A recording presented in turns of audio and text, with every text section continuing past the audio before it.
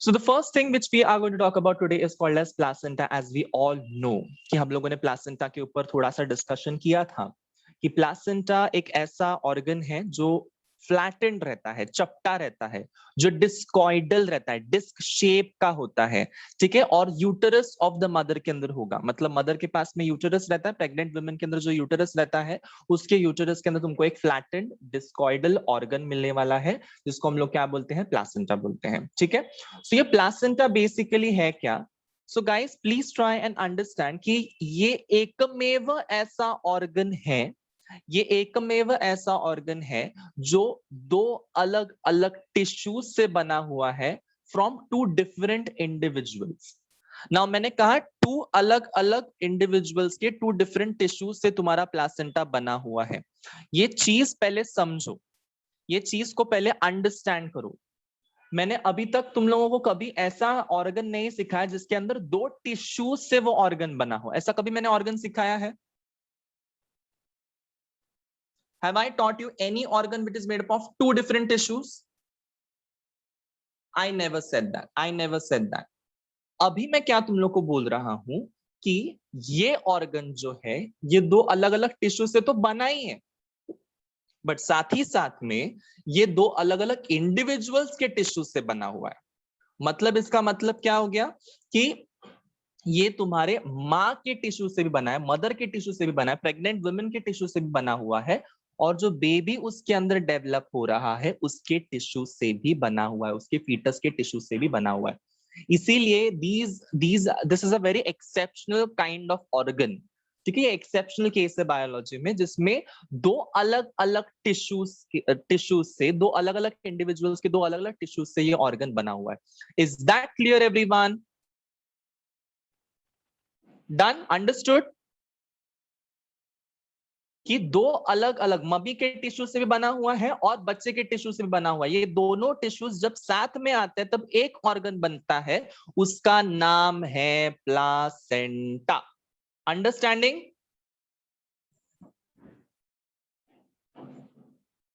So basically मैंने already तुमको बताया था कि प्लासेंटा का बेसिक फंक्शन क्या है। प्लासेंटा का बेसिक फंक्शन है कि ऑक्सीजन का सप्लाई करो। किसको ऑक्सीजन का सप्लाई करो? ऑक्सीजन का सप्लाई करो तुम्हारे फीटस को। ये जो फीटस है अंदर, ये जो बेबी है अंदर डेवलप हो रहा है, उस बेबी को न्यूट्रिएंट्स की जरूरत है, उस बेबी को ऑक्सीजन की जरूरत है, और साथ ही साथ में उसके अंदर जो कार्बन डाइऑक्साइड डेवलप हो रहा है, उस कार्बन डाइऑक्साइड को डेवलप करने के बाद में उसको बाहर एक्सक्रीट आउट करने का काम, उसके एक्सक्रीटरी वेस्ट प्रोडक्ट्स को बाहर निकालने का काम भी किसका होता है? प्लासेंटा का होता है। Understanding everyone? समझ में आया?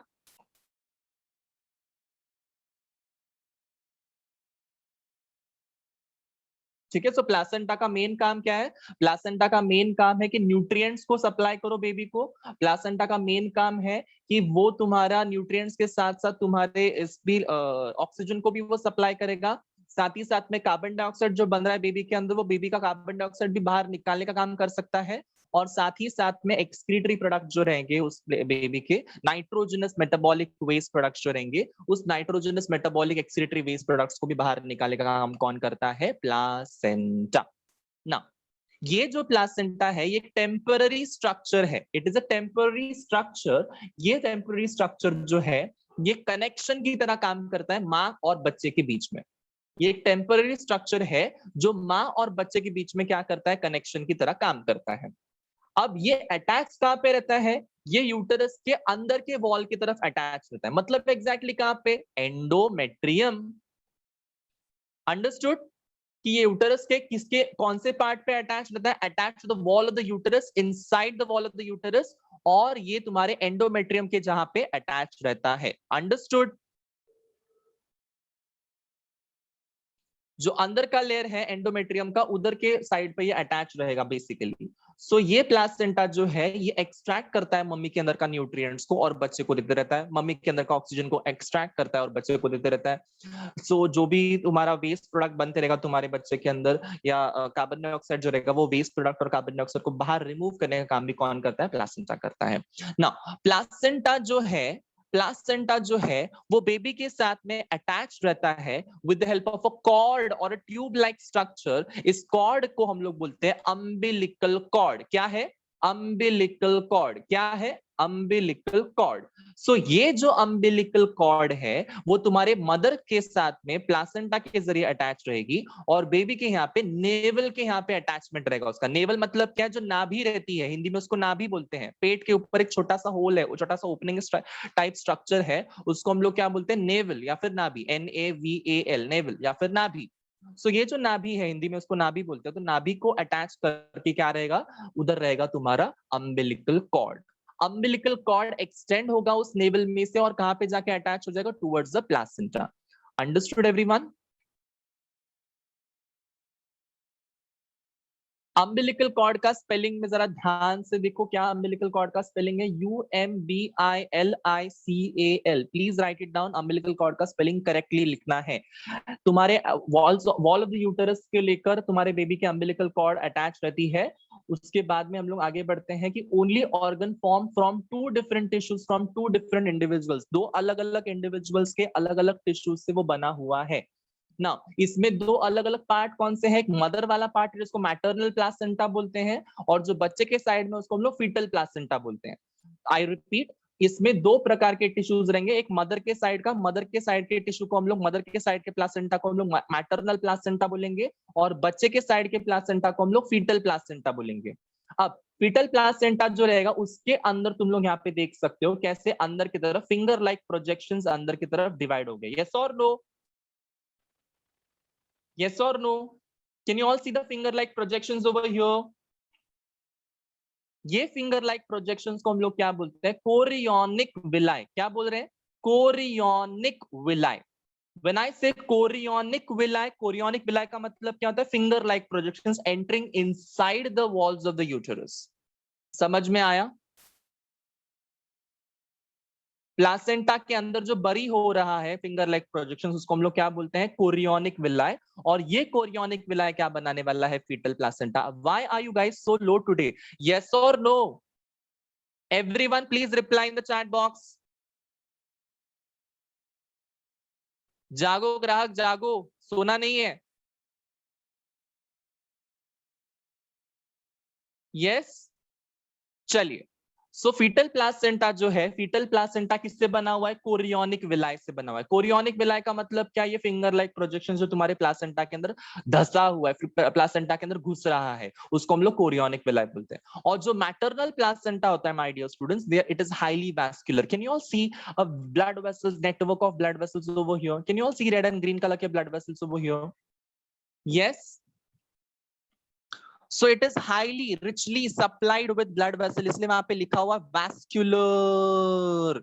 vascular का मतलब क्या होता है? highly vascular का मतलब क्या होता है? it is richly supplied with blood vessel। done? understood?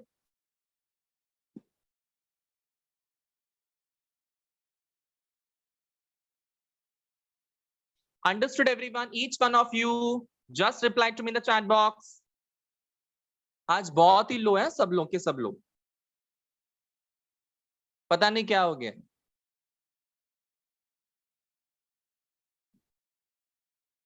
okay, the next thing which we should remember is called as human placenta is hemochorial। hemochorial का मतलब क्या? ये देखो बच्चे लोग, बहुत बार टेक्स्ट बुक्स में ना ऐसे टर्मिनोलॉजीज दिए रहते हैं, बट उसका एक्सप्लेनेशन तुम्हारे टेक्स्ट बुक में नहीं दिया गया है। सिर्फ लिखा हुआ ह्यूमन प्लासेंटा इज हीमोकोरियल। अब जब तुम लोग को ऑल्विन सर पढ़ा रहे हैं तो हीमो का मतलब क्या बताया, फिर हीम का मतलब क्या बताता सर ने? What is haem? Very good, very good Amey. Haem का मतलब क्या होता है? हीम का मतलब होता है ब्लड। गुप्ता सिबलिंग्स ने रॉन्ग आंसर दिया है। हीम का मतलब क्या होता है? ब्लड। सो ब्लड जो रहेगा, anything in relation to your blood is referred to as haem. समझ में आया? हीमो। ठीक है, सो हीमो का मतलब क्या? हीमो का मतलब होता है ब्लड। एंड कोरियल, कोरियल का मतलब क्या होता है? ये कोरियोनिक विलाई। यस, सो तुम्हारे कोरियोनिक विलाई डायरेक्ट कांटेक्ट में रहेंगे तुम्हारे ब्लड के, इस वजह से ही ऐसे प्लासेंटा को हम लोग हीमोकोरियल प्लासेंटा बोलते हैं। मतलब तुम्हारा फीटस डायरेक्ट कांटेक्ट में रहेगा ब्लड के, ऐसे फिल्टर होके ब्लड नहीं आएगा, डायरेक्ट कांटेक्ट। मतलब मदर जो भी खाएगी वो डायरेक्टली ब्लड में से डिफ्यूज होके, प्लासेंटा में से डिफ्यूज होके बच्चे तक पहुंच सकता है। इसलिए मम्मी को बोला जाता है कि you are not suppose to have any kind of medicine. Yes, जब भी कभी मम्मी बीमार होती है, तुम लोगों ने अगर सुना रहेगा कि कोई भी लेडी, प्रेग्नेंट लेडी अगर बीमार होती है तो उसको हाई डोज ऑफ मेडिकेशंस नहीं दिए जाते हैं। क्यों नहीं दिए जाते हैं? Because high dose of medications अगर दे दिए गए ना, तो उसके दौरान ये ब्लड जो है it is going to directly mix into the foetus और फीटस के ऊपर प्रॉब्लम हो सकता है। Understood?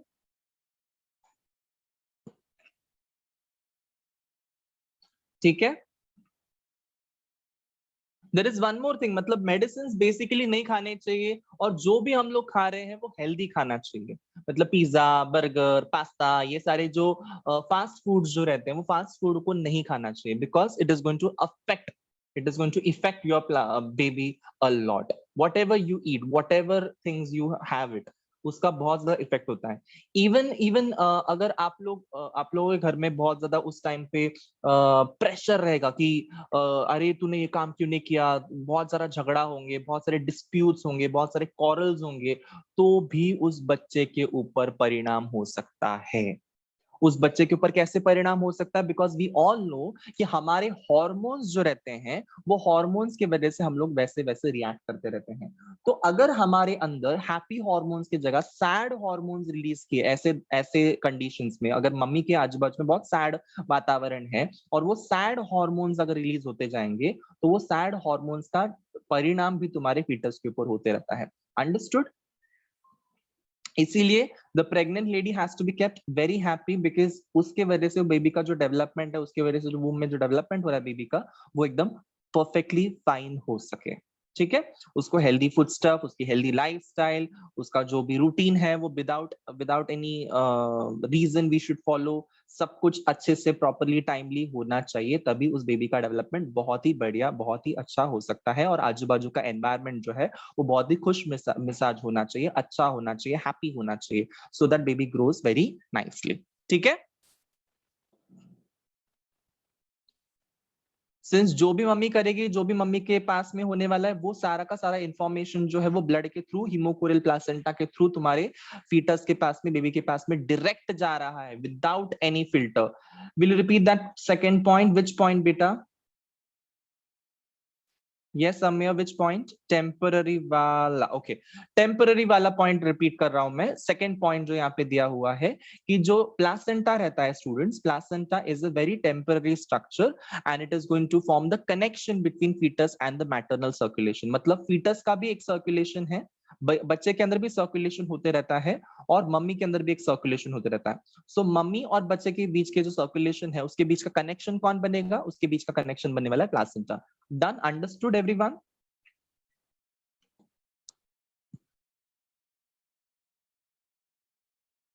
Each one of you, have you understood this? Okay. Now let's start talking about the umbilical cord. अभी तक हमने umbilical cord के बारे में कुछ भी डिस्कशन नहीं किया हुआ है। So क्या होता है umbilical cord? Umbilical cord का मतलब क्या होता है? ये ट्यूब लाइक स्ट्रक्चर, तुम लोग को यहाँ पे एक ट्यूब लाइक स्ट्रक्चर दिखाई दे रहा है। ये एक ट्यूब लाइक स्ट्रक्चर होता है, एक ट्यूब लाइक स्ट्रक्चर है। ये ट्यूब लाइक स्ट्रक्चर जो है वो तुम्हारे प्लासेंटा के साथ में और बेबी के साथ में एक कनेक्शन बना के रखता है। कनेक्शन कैसा? बेबी के नेवल के अंदर ये जाएगा, बेबी के नाभि के अंदर ये जाएगा। ठीक है। सो ये नाभि से होते हुए प्लासेंटा को जाके ज्वाइन होगा। इस कनेक्शन के अंदर, इस ट्यूब लाइक स्ट्रक्चर के अंदर, इस अम्बिलिकल कॉर्ड के अंदर क्या रहता है? 3 प्रकार के ब्लड वेसल्स रहते हैं। आई सेड 3 ब्लड वेसल्स, जिसमें से 2 होते हैं आर्टरीज और एक होती है वेन। मैंने कहा 2 होती है आर्टरीज, एक होती है वेन ना। तुम लोग को अभी तक सर ने मेरे हिसाब से ब्लड वेसल्स के बारे में डिस्कशन नहीं किया है, बट एक जरूर तुमको पता होगा कि आर्टरी जो रहती है, आर्टरी वो क्या करेगी? किसी भी चीज को ब्लड सप्लाई करने का काम करेगी। ठीक है। और वेन्स क्या करती है? Veins takes blood away from that organ. Now let's say and understand for the sake of understanding कि जो तुम्हारे आर्टरीज हैं, आर्टरीज, ठीक है, वो बेबी के तरफ ब्लड लेकर आएगी। आई रिपीट, जो आर्टरी रहेगी अम्बिलिकल कॉर्ड में, जो 2 आर्टरीज रहेंगी, वो बेबी की तरफ ब्लड लेकर आएगी, फीटस की तरफ ब्लड लेकर आएगी मदर से। और जो वेन रहेगी, एक लार्ज मोटी सी वेन होती है जिसके पास में बड़ा ल्यूमेन होता है, ये वेन जो है वो ब्लड लेकर जाएगी। Understood everyone? किधर से ब्लड लेकर जाएगी? फीटस में से ब्लड लेकर जाएगी। मतलब बेसिकली उसमें कार्बन डाइऑक्साइड होगा, वेस्ट प्रोडक्ट होगा, नाइट्रोजनस वेस्ट प्रोडक्ट होगा बेबी का, और वो मदर के पास में लेकर जाने का काम कौन कर रहा है? Umbilical when. अम्बिलिकल आर्टरीज क्या करते हैं? ऑक्सीजन न्यूट्रिएंट्स को सप्लाई करने का काम करते हैं to the uterus, sorry to the foetus. समझ में आया? यस एवरीवन, चलिए चलिए चलिए जल्दी बताइए, समझ में आया सबको? Okay fine. The next thing which we should remember is called as the hormone. Okay, hormone. सबको HCG का याद है? HCG क्या होता है याद है सबको? What is HCG? Small h capital C capital G, what is HCG? Yes everyone, Tanuja, Amey, Piyush, Kartik. HCG, HCG, HCG. Very good, Gupta siblings. It is human chorionic gonadotropin. Very good, Amrita. Very good, Rashi. It is human chorionic gonadotropin hormone. Now, human chorionic gonadotropin कौन release करता है? Zygote release करता है। काय को release करता है zygote तुम्हारा ह्यूमन कोरियोनिक गोनाडोट्रोपिन? ताकि तुम्हारा कॉर्पस ल्यूटियम जो है वो मेंटेन रह सके, वो कॉर्पस अल्बाइकन्स में कन्वर्ट ना हो। क्यों कॉर्पस ल्यूटियम को मेंटेन करना है? Because corpus luteum is going to secrete a hormone called as progesterone. Why this progesterone is so important? Because progesterone है तभी प्रेगनेंसी को मेंटेन रखा जा सकता है। प्रेगनेंसी मेंटेन रहेगी, एंडोमेट्रियम का लेयर रप्चर नहीं होगा। सो ये प्रोजेस्टेरॉन इंपॉर्टेंट है।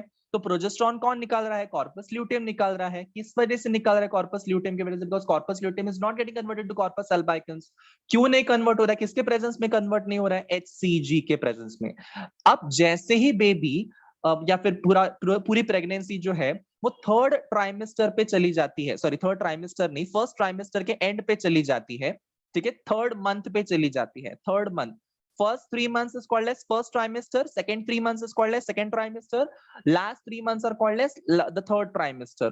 So जो second trimester है उसके पहला वाला जो हफ्ता रहेगा, पहला वाला जो हफ्ता, उस टाइम पे क्या रहेगा? HCG बनना बंद हो जाएगा। ध्यान से सुनो मैं क्या बोल रहा हूं। HCG बनना बंद कब हो जाएगा? जब तुम्हारा सेकेंड ट्राइमेस्टर स्टार्ट होता है, फर्स्ट ट्राइमेस्टर एंड होगा, सेकेंड ट्राइमेस्टर स्टार्ट होगा, उस बीच में HCG बनना बंद हो जाएगा। और अगर HCG बनना बंद हो गया तो उसकी वजह से क्या हो जाएगा? क्या हो जाएगा?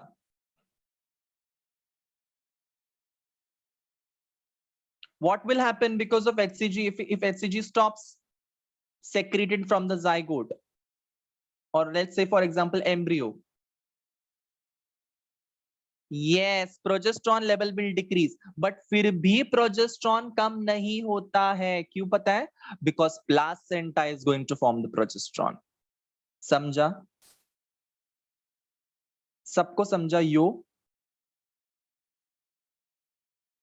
One last time I am explaining it once again, listen to me very carefully. मैंने कहा कि तुम्हारा जो क्या बोलते हैं कॉर्पस ल्यूटियम है, उस कॉर्पस ल्यूटियम को कॉर्पस अल्बाइकन्स में कन्वर्ट नहीं होने देना है। क्यों नहीं होने देना? बिकॉज पहले 3 महीने जो है वो कॉर्पस ल्यूटियम तुम्हारा प्रोजेस्टेरॉन हार्मोन बनाता है, ठीक है। Corpus luteum is going to form the progesterone hormone, वो कॉर्पस अल्बाइकन्स में कन्वर्ट नहीं होने देना हम लोगों को, because progesterone is going to maintain the pregnancy. But यहाँ पे ह्यूमन कोरियोनिक गोनाडोट्रोपिन जो है वो कॉर्पस ल्यूटियम को कॉर्पस अल्बाइकन्स में कन्वर्ट होने नहीं देता है, ठीक है। बट जैसे ही तुम्हारा सेकेंड ट्राइमेस्टर स्टार्ट हो जाता है, वैसे ही HCG का जो हार्मोन है वो कम कम कम कम होते जाएगा और बंद हो जाएगा एक टाइम बाद बनना। तो जैसे HCG बंद हो जाएगा बनने का, उसमें से क्या हो जाएगा? Corpus luteum will convert into corpus albicans. So ideally progesterone level should go down in such cases, but progesterone level नीचे नहीं जाता है। क्यों नहीं जाता? Because your progesterone is going to be secreted from the placenta. Done?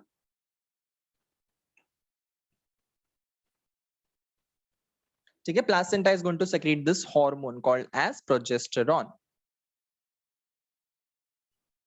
Now progesterone के साथ साथ तुम्हारा प्लासेंटा जो है वो ईस्ट्रोजन भी सेक्रेट करेगा, और रिलैक्सिन नाम का एक हार्मोन है, रिलैक्सिन नाम का एक हार्मोन। ये रिलैक्सिन नाम का हार्मोन तुम्हारे ओवरी सेक्रेट करते हैं, सिर्फ लिख के रखो, जस्ट राइट इट डाउन। इसका यूसेज अभी नहीं है तुम लोगों को, हम लोग बाद में इसका यूसेज पढ़ेंगे, but just write it down कि placenta is going to form progesterone and oestrogen in the later stage of the pregnancy, and your relaxin is going to be formed from the ovaries. Ovaries is going to release a hormone called as relaxin. समझ में आया?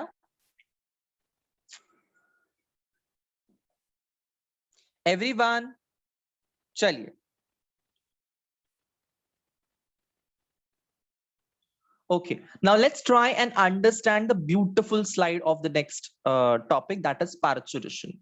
सबसे पहले ये slide को observe करो। ये GIF play होता हुआ दिखाई देगा। सबसे पहली है तुम्हारी यहाँ पे जो स्टेज दी हुई है, इसमें क्या हो रहा है, सर्विक्स डायलेट हो रहा है। कैसे बेबी का हेड बाहर आ रहा है, देखो वजाइना में से, एंड देन बेबी पूरे तरीके से बाहर आ गया। उसके बाद में क्या बाहर आ रहा है, प्लासेंटा भी बाहर आ रहा है। मतलब क्या है, हम लोग क्या पढ़ने वाले हैं अभी, हम लोग अभी पार्चुरेशन पढ़ने वाले हैं। मैंने कहा पार्चुरेशन पढ़ने वाला है। What do mean by parturition? Parturition को कॉमनली क्या बोला जाता है? Yes, very good Kartik, giving birth to baby is called as parturition. Very good, Amir. Child delivery is called as parturition. Process of giving birth to a baby is called as parturition. Very good, Ashu. Very good, Sujal. So, which means what I want to say कि parturition का हम लोग के पास में 3 step procedure है। ठीक है, 3 step procedure है। सबसे पहला स्टेप जो that is called as dilation, दूसरा स्टेप है जिसका नाम है एक्सपल्शन, तीसरा स्टेप है जिसका नाम है आफ्टर बर्थ। मैंने कहा डायलेशन, मैंने कहा एक्सपल्शन, मैंने कहा आफ्टर बर्थ। अब हर एक स्टेज का अपना अपना कैरेक्टरिस्टिक फीचर है कि उसको याद कैसे करना है। डायलेशन मतलब क्या होता है? डायलेशन और डाइल्यूशन में प्लीज कंफ्यूज मत हो जाना। डायलेशन का मतलब होता है कि जब भी कभी कोई चीज अपना डायमीटर को बढ़ाता है, अपनी कैविटी को बढ़ाता है, अपने स्पेस को बढ़ाता है, अपने ल्यूमेन को बढ़ाता है, उसको हम लोग क्या बोलते हैं? डायलेशन। ठीक है, जो सर्विक्स तुम लोग को दिखाई देता है वो सर्विक्स कितना टाइटली क्लोज रहता है, हाँ या ना? सर्विक्स टाइटली क्लोज होना चाहिए, बिकॉज बेबी की डिलीवरी 9 महीने के बाद ही होनी चाहिए। यस, बेबी जब फुली फॉर्म हो जाएगा तभी तो डिलीवरी होनी चाहिए, ना तो बीच में डिलीवरी होगी तो प्रीमेच्योर बेबी हो जाएगा, हाँ या ना? तो इसीलिए सर्विक्स क्लोजली पैक्ड रहता है, क्लोजली टाइटली पैक्ड रहता है। सो वो डायलेटेड स्टेज में नहीं रहता है। तो यहाँ पे तुम लोग क्या देख रहे हो कि सर्विक्स पहले स्टेज में डायलेट करता है।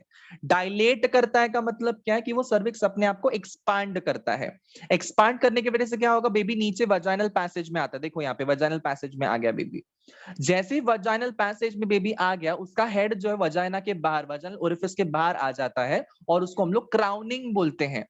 Yes, what is crowning? Crowning का मतलब होता है उसका हेड जो है, क्राउन जो है, वो बाहर आ जाएगा। ठीक है, बाहर आ जाएगा। And once it is out, it is been expelled out of the uterus. Expelled out of the uterus. Expelled का मतलब क्या होता है? बाहर ढकेला जाना, बाहर ढकेला जाना। Now to your surprise I would like to mention here कि जो पार्चुरेशन होता है, उस पार्चुरेशन में किसी भी फीमेल को लेबर पेन्स होता है। सबको पता है लेबर पेन क्या होता है? यस, ये सुना रहेगा कभी ना कभी कि लेबर पेन हो रहा है, लेबर पेन हो रहा है। What do you mean by labour pain? Labour pain का मतलब होता है कि जो एब्डोमिनल डिस्कम्फर्ट है उस लेडी को, जो हो रहा है एब्डोमिनल डिस्कम्फर्ट, उसकी यूटेरस को जो डिस्कम्फर्ट हो रहा है, उसको हम लोग बोलते हैं लेबर पेन। और वो लेबर पेन जो है, मतलब चाइल्ड की delivery is not easy, my dear students. Child की delivery is absolutely not easy, because it is approximately 7, वो जो डिलीवरी हो रही है उसके बीच में उस मदर को पेन कितना होता है पता है? 7 times more pain than a single heart attack. Can you imagine? 7 times more pain than a single heart attack. इतना ज्यादा पेन ह्यूमन मेल्स में ये पेन सहन करने की बिल्कुल भी ताकत नहीं है, because they don't have that सहन शक्ति inside them. That's why females के अंदर उतनी सहन शक्ति दी गई है कि वो इतनी सहन कर सके इतने इतने इंटॉलरेबल पेन को। इसी बीच में कोई कोई फीमेल्स जो है वो क्या बोलते हैं कि उनको सहन नहीं होता, तो they ask the doctor to just open the entire abdominal area and the remove the baby, मतलब सी सेक्शन करके बाहर निकालने के लिए। बट कोई कोई डॉक्टर जो पुराने जमाने के हैं, वो कभी भी बोलते नहीं कि हाँ चलो सी सेक्शन करते हैं। वो हमेशा ट्राई करते कि कैसे नॉर्मल डिलीवरी हो सके बेबी की। Understood everyone? So normal delivery is the best way to deliver a baby, because C section में बहुत सारा ब्लड लॉस होता है, बहुत सारा ब्लड लॉस होता है। और उस ब्लड लॉस के टाइम पे क्या बोल सकते हैं, the female could die also. ठीक है, वो अपने डिलीवरी बेड के ऊपर ही वो मर सकती है वो औरत या वो प्रेग्नेंट लेडी जो है. That's why C section is absolutely avoided. Yes, it could be done in a very controlled conditions, no doubt in it, but अच्छे एक्सपर्ट प्रैक्टिशनर्स हैं हमारे पास, बहुत सारे टेक्निक्स अवेलेबल हैं आज के जमाने में, बट फिर भी सी सेक्शंस को अवॉइड करना चाहिए. जितना हो सके उतनी नॉर्मल नॉर्मल डिलीवरी के ऊपर फोकस रखना चाहिए. कुत्ते और बिल्ली के सी सेक्शंस तो नहीं होते, मतलब जो जो स्ट्रे डॉग्स या फिर स्ट्रे कैट्स उनकी सी सेक्शंस तो होते नहीं है. वो लोग तो इतने सारे बच्चे देते हैं, लीटर्स में बच्चे देते हैं, तो वो लीटर्स में जो बच्चे दे रहे हैं उनको उनके टाइम पे तो कोई सी सेक्शन करने के लिए डॉक्टर नहीं आता है, बट फिर भी उनको तो डिलीवरी हो रही है ना. विच मीन्स वॉट, कि जितना चाहे उतना हम लोग नॉर्मल चाइल्ड डिलीवरी को ही फोकस रखना चाहिए. डॉक्टर्स अगर सी सेक्शन बोल रहे हैं तो उनको वैलिड रीजन बताना पड़ेगा कि क्यों सी सेक्शन करना है, क्यों सिजेरियन करना है किसी भी बेबी का. समझ में आया? Without any valid reason, the doctor cannot do any kind of cesarean or C-sections. Fine. Dilation stage, expulsion stage, after birth इसमें होता क्या है? डायलेशन स्टेज में पहले सबसे पहले बात करते हैं. डायलेशन स्टेज जो रहता है उसमें तुम्हारा पूरा का पूरा मदर का जो यूटरस है वो कॉन्ट्रैक्शन करेगा, और इतना जबरदस्त कॉन्ट्रैक्शन रहेगा ना कि वो ऊपर से स्टार्ट होगा कॉन्ट्रैक्शन, यूटरस का कॉन्ट्रैक्शन फंडिक एरिया से स्टार्ट होगा और टुवर्ड्स सर्विक्स एरिया तक वो फैलता जाएगा वो कॉन्ट्रैक्शन. फिर वापस फंडिक एरिया कॉन्ट्रैक्ट करेगा, फिर वापस सर्विक्स एरिया तक कॉन्ट्रैक्शन फैलेगा. मतलब ये कॉन्स्टेंटली चालू रहेगा, कॉन्स्टेंटली चालू रहेगा, ताकि बेबी को आगे आगे आगे आगे ढकेला जा सके. डन? अंडरस्टूड? यूटरस का कौन सा हिस्सा कॉन्ट्रैक्ट होता है? यूटरस का मायोमेट्रियम वाला हिस्सा कॉन्ट्रैक्शन करेगा. मैंने कहा यूटरस का मायोमेट्रियम वाला हिस्सा. हम लोग सब लोगों ने पढ़ा हुआ, यूटरस के 3 हिस्से रहते हैं. पेरीमेट्रियम सबसे बाहर, मायोमेट्रियम मसल वाला एरिया, एंड एंडोमेट्रियम सबसे अंदर. सो जो मायोमेट्रियम के जो मसल्स है वो धड़ाधड़ ऊपर से लेके फंडिक एरिया से लेके सर्विक्स के एरिया तक कॉन्ट्रैक्शन चालू करेंगे ताकि बेबी आगे बढ़ सके. डन? अंडरस्टूड? ठीक है. सो इस दौरान क्या होता है, बेबी जो है, जो जो फीटस जो है या जो बेबी जो है, it is going to help the mother to contract the uterus more. How it is going to help the mother to contract the uterus more? तो उसके जो एड्रिनोकॉर्टिको सॉरी उसका जो ये है पिट्यूटरी ग्लैंड है, उसमें से एक हार्मोन निकाला जाएगा जिसका नाम होता है ACTH. मैंने कहा हार्मोन निकाला जाएगा ACTH. ACTH का फुल फॉर्म क्या है? एड्रिनोकॉर्टिकोट्रोपिक हार्मोन. अब students, there are a lot of hormones which will be studying in the neural coordination and chemical coordination वाला चैप्टर जो तुमको ऑल्विन सर पढ़ाने वाले हैं. सो उसके अंदर तुम लोग बहुत सारे हार्मोन्स के बारे में, बहुत सारा केमिकल कोऑर्डिनेशन में तुम लोग पढ़ने वाले हो, ह्यूमंस के अंदर के हार्मोन्स. उसमें तुम लोग इतने सारे हार्मोन्स को अगर तुमको याद रखना है तो एक टेक्निक मैं तुमको बताता हूँ. पिट्यूटरी ग्लैंड के हार्मोन्स को अगर तुमको याद रखना है तो पिट्यूटरी ग्लैंड के हार्मोन के अंदर एक नाम जरूर होना चाहिए, that is called as tropin. जैसे for example gonadotropin, yes, thyrotropin, adrenocorticotropic. Tropic रहना चाहिए, ट्रोपिन रहना चाहिए. अगर ये दोनों में से कोई भी एक नाम उसमें रहेगा तो समझ जाओ कि ये पिट्यूटरी ग्लैंड में से निकलने वाला हार्मोन है. शायद वो एंटीरियर पिट्यूटरी से भी निकल सकता है, शायद वो पोस्टीरियर पिट्यूटरी से भी निकल सकता है. समझ में आया? सो ट्रोपिन ये जो वर्ड है ये किस हार्मोन के लिए दिया गया रहता है? पिट्यूटरी ग्लैंड के हार्मोन्स के लिए दिया हुआ रहता है. डन डना डन डन. सो तुम्हारा ACTH, ये ट्रिक बता रहा हूं मैं, ये शॉर्टकट ट्रिक है याद करने के लिए, क्योंकि इतने सारे हार्मोन्स हमको याद तो कैसे रहेंगे कि ये कौन सा हार्मोन है, वो कौन सा हार्मोन है, कहां से निकला. बेसिकली सेक्रेशंस के बीच में हम लोग कंफ्यूज हो जाते हैं. सो कंफ्यूज नहीं होना. अगर tropine tropine tropine trophic trophic कहीं पे भी दिखाई दिया, समझ जाना कि वो पिट्यूटरी ग्लैंड का हार्मोन है, वो एंटीरियर पिट्यूटरी से निकला या पोस्टीरियर पिट्यूटरी से निकला हुआ है. इतना ही कंफ्यूजन होना चाहिए. समझा? सो ये जो हमारा हार्मोन है इसका नाम क्या है? ACTH, adrenocorticotropic hormone. ACTH, adrenocorticotropic hormone. अब ये ACTH या फिर एड्रीनोकॉर्टिकोट्रोपिक हार्मोन क्या करने वाला है? It is going to trigger the release of corticosteroids and adrenal gland. ठीक है, corticosteroids from the adrenal gland. It is going to what you can say, उसको ट्रिगर करेगा. एड्रीनल ग्लैंड कहां पे होता है, किसी को याद है? किडनी का जब मैंने चैप्टर पढ़ाया था, जब मैं तुम लोग को एक्सक्रीटरी सिस्टम पढ़ा रहा था, तो तुम लोगों ने देखा रहेगा कि किडनी के ऊपर ऐसे टोपी के जैसे ग्लैंड होता है. हाँ या ना? किडनी के ऊपर ऐसे टोपी कैप लाइक स्ट्रक्चर होता है, उसको हम लोग क्या बोलते हैं? एड्रीनल ग्लैंड या फिर सुप्रारीनल ग्लैंड. दूसरा नाम भी याद रख लो. एड्रीनल ग्लैंड का दूसरा नाम क्या है? Suprarenal gland. सुप्रा क्यों? बिकॉज किडनी के ऊपर है. रीनल मतलब किडनी. किडनी के ऊपर वाला ग्लैंड को हम लोग क्या बोलते हैं, सुप्रारीनल ग्लैंड या फिर एड्रीनल ग्लैंड। अब ये एड्रीनल ग्लैंड में से क्या निकलने वाला है, कॉर्टिकोस्टेरॉइड्स। जैसे कॉर्टिकोस्टेरॉइड्स निकलेगा, कॉर्टिकोस्टेरॉइड्स की वजह से एक हार्मोन बनेगा और उसका नाम है ऑक्सीटोसिन। ये ऑक्सीटोसिन मदर के पिट्यूटरी ग्लैंड में से निकलता है और जैसे ऑक्सीटोसिन रिलीज हो जाएगा, ऑक्सीटोसिन कॉज करेगा मायोमेट्रियम का कॉन्ट्रैक्शन। इसको एक फ्लो चार्ट में पढ़ते हैं फटाफट से, फिर समझ में आ जाएगा क्या किसके बाद क्या रिलीज होने वाला है। यस यस एवरीवन,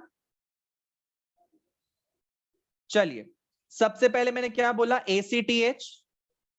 एसीटीएच लिखता हूं मैं यहां पे, एसीटीएच। एसीटीएच का फुल फॉर्म कौन लिखेगा यहां पे, चैट बॉक्स में एसीटीएच का फुल फॉर्म लिखो। एसीटीएच का फुल फॉर्म क्या है, एड्रीनोकॉर्टिकोट्रोपिक हार्मोन। एसीटीएच का फुल फॉर्म क्या है, adrenocorticotropic hormone. Very good Amiyo, very good Amrita. So adrenocorticotropic hormone किस में से निकलता है, PG. What is PG, what is PG, कौन बताएगा पीजी का मतलब क्या है।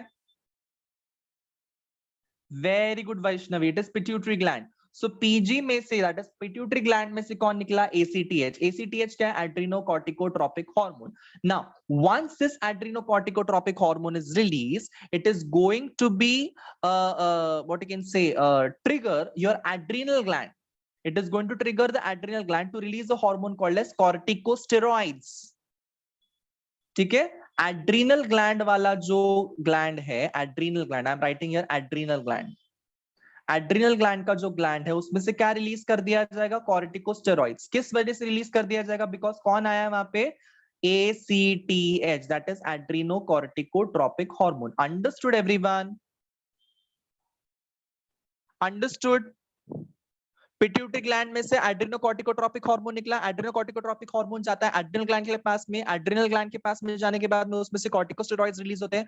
कॉर्टिकोस्टेरॉइड्स रिलीज होने के वजह से क्या होता है, कॉर्टिकोस्टेरॉइड्स रिलीज होने की वजह से तुम्हारा एक हार्मोन रिलीज हो जाएगा जिसका नाम होता है oxytocin. I am writing here oh, very good Karthik, I'm writing here, oh, oxytocin. What is this oxytocin going to do, oxytocin is going to contract the entire myometrium wala part. Myometrium का जो part है, it is going to contract very vigorously, very rapidly, so that baby जो है वो जल्दी से जल्दी बाहर निकाला जा सके। समझ में आया,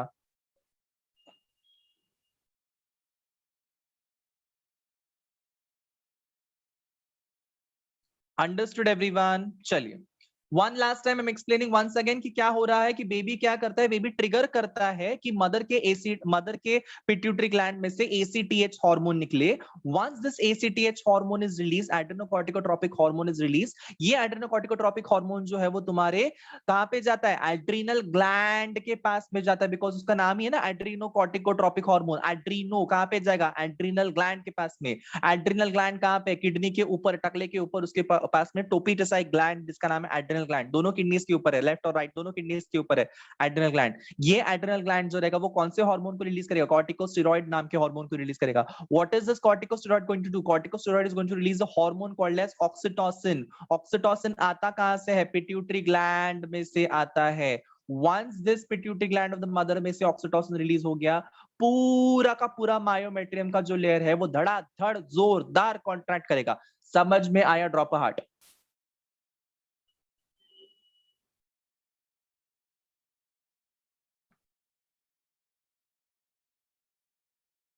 अब स्टूडेंट्स अगर इसका कॉन्ट्रैक्शन हो रहा है, यूटेरस का कॉन्ट्रैक्शन हो रहा है, and because of this contraction उस यूटेरस के अंदर का जो ब्लड वेसल्स हैं वो भी बहुत ही ज्यादा विगरसली क्या बोलते हैं, कॉन्ट्रैक्ट रिलैक्स करेंगे, और इस वजह से ही वो पेन इंड्यूस होता है।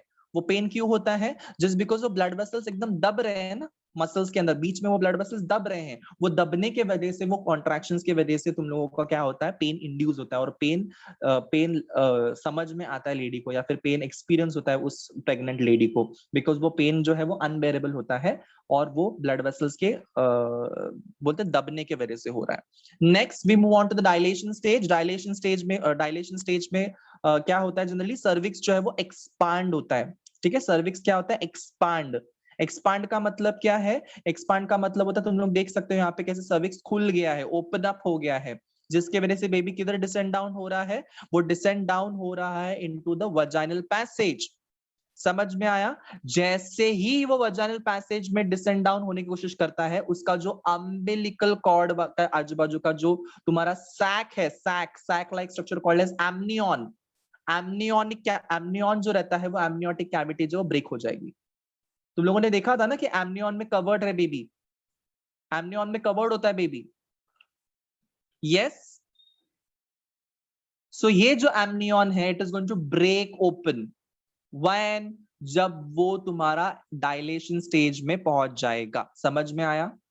देखो एमनियन कैसे ब्रेक हो गया, बेबी डिसेंड हो गया सर्विक्स के अंदर, सर्विक्स के वजाइना में एंटर कर लिया, देखो।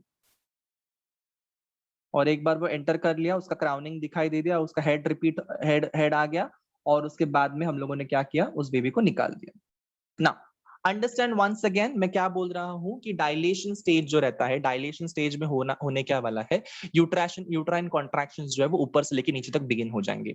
Once this uterine contraction is begin, उसके बाद में होता क्या है, सर्विक्स जो है वो ओपन हो जाता है, डायलेट हो जाता है। कॉन्ट्रैक्शंस जो रहते हैं वो बहुत सारे जोरदार होते रहते हैं, और उसकी वजह से पेन भी कॉज होता है उस लेडी को, because compression of the blood vessels की वजह से।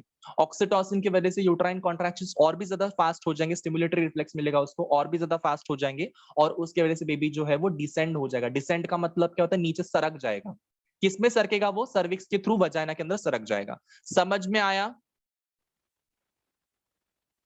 और जैसे वो सरकने की कोशिश करेगा, उसका जो एमनियन है वो एमनियन रप्चर हो जाएगा, एमनियोटिक कैविटी जो है, एमनियोटिक मेम्ब्रेन जो है वो रप्चर हो जाएगा। डन? ठीक है। Next, we move on to the second stage called as expulsion stage. Please understand this part also. Expulsion stage में हो क्या रहा है? Expulsion stage में होता है कि जो तुम्हारा यूटरस है वो एकदम जोरदार और भी ज्यादा कॉन्ट्रैक्शन करना स्टार्ट करता है, बिकॉज बेबी अभी बाहर निकलने की कगार में है, बाहर निकलने की लाइन में है बेबी। ठीक है, सो एक्सपल्शन स्टेज में क्या होता है, बेबी को और ज्यादा जोरदार पुश करना पड़ता है। Baby starts kicking the mother's body. Baby क्या करता है? किक करना स्टार्ट करता है, उसको लात मारना स्टार्ट करता है, सो दैट वो आगे बढ़ सके, आगे ढकल सके। समझ में आया? और उस किकिंग के वजह से, उस एक्शन के वजह से बेबी मम्मी का यूटरस जो है वो और भी ज्यादा जोरदार कॉन्ट्रैक्शन करता है। ये 20 से लेके 60 मिनट्स तक इसका जो एक्सपल्शन स्टेज है, इसका टाइम पीरियड हो सकता है। और जैसे वो बाहर आ जाएगा, बेबी का जो अम्बिलिकल कॉर्ड है उसको बांधा जाएगा रस्सी की मदद से। रस्सी मतलब कोई भी नॉर्मल रस्सी नहीं, रस्सी का मतलब होता है सर्जिकल जो स्यूचर्स रहते हैं, सर्जिकल जो थ्रेड्स रहते हैं, उस थ्रेड्स की मदद से वो बांध दिया जाएगा वो अम्बिलिकल कॉर्ड को। टाई करने के बाद में उस अम्बिलिकल कॉर्ड को बेबी के नेवल के यहाँ पे थोड़ा सा पकड़कर कट किया जाएगा। इसलिए तुम लोगों ने देखा रहेगा, जो नवजात शिशु रहता है, जो न्यूबॉर्न शिशु रहता है, जो न्यूबॉर्न बेबी रहता है, उसके जो नेवल रीजन रहता है, उसको छोटी सी ट्यूब लाइक स्ट्रक्चर अटैच रहती है विद द क्लिप। देखा रहेगा ना, क्लिप के साथ में अटैच रहता है। What is that clip? That clip is nothing but the, tie करने के बाद में वो क्लिप ऐड कर देते हैं वहां पे, ताकि वहां से ब्लड लीक आउट ना हो जाए। समझ में आया? सो वो धीरे धीरे धीरे धीरे वो सील हो जाती है वो पूरी एरिया, और उसके बाद में तुम लोग को सिर्फ वहां पे एक छोटा सा रेमिनेंट दिखाई देता है, that is called as navel का छोटा सा आगे वाला हिस्सा, आगे वाला छोटा सा पार्ट। ठीक है, किसी किसी का नेवल कुछ कुछ आगे रहता है, किसी किसी का नेवल पीछे रहता है। So it depends completely. After birth का मतलब क्या होता है? चलो बेबी तो बाहर आ गया, बेबी का अम्बिलिकल कॉर्ड भी कट कर लिया डॉक्टर्स ने, बेबी के अम्बिलिकल कॉर्ड को टाई भी कर लिया डॉक्टर्स ने। साथ ही साथ में जो आफ्टर बर्थ भी हो रहा है, आफ्टर बर्थ का मतलब क्या होता है? प्लासेंटा की delivery.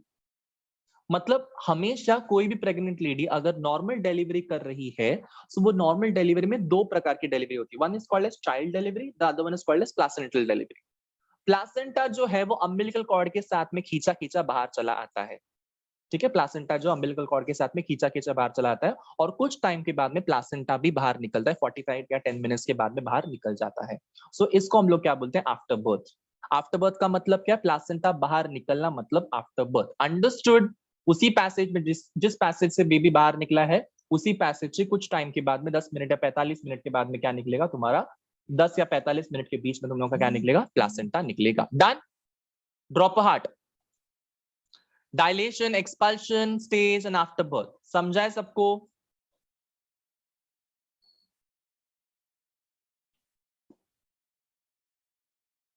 Yes, the next procedure or the next topic which we are about to talk is called as lactation. Lactation का मतलब क्या होता है? लेट्स ट्राई एंड अंडरस्टैंड कि लैक्टेशन का मतलब होता है कि जब मम्मी जो रहेंगी वो तुम्हारी मिल्क बनाना स्टार्ट करेंगी, ठीक है? Lactation is nothing but the memory glands of the female starts producing the milk ना। मिल्क हमेशा बेबी के डिलीवरी के बाद ही प्रोड्यूस किया जाता है, क्योंकि बेबी के डिलीवरी के साथ ही मदर के अंदर एक हार्मोन रिलीज किया जाता है जिसका नाम है लैक्टोट्रोपिक हार्मोन। क्या नाम है उस हार्मोन का? लैक्टोट्रोपिक हार्मोन। और ये लैक्टोट्रोपिक हार्मोन जिसको हम लोग प्रोलैक्टिन के नाम से भी जानते हैं, ये प्रोलैक्टिन नाम का हार्मोन जो है it is going to release the milk. समझ में आया? Produce and release the milk. Is that clear? So prolactin hormone के प्रेजेंस में प्रोडक्शन ऑफ मिल्क होता है।